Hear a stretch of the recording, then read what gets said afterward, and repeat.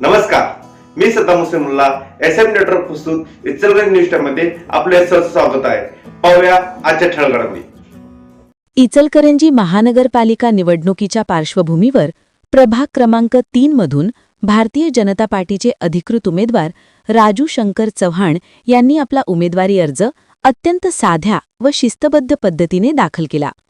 कोणताही वाजागाजा, फटाके, मिरवणूक अथवा शक्तीप्रदर्शन न करता त्यांनी निवडणूक प्रक्रियेला सुरुवात करून एक वेगळाच आदर्श निर्माण केला आहे.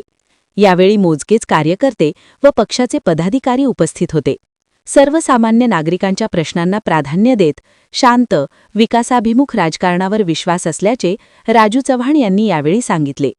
दाखव्यापेक्षा काम महत्त्वाचे असून प्रभागातील मूलभूत सुविधा, स्वच्छता, रस्ते, पाणीपुरवठा व नागरी सोयीसुविधा यावर भर देणार आहे, अशी भूमिका त्यांनी मांडली.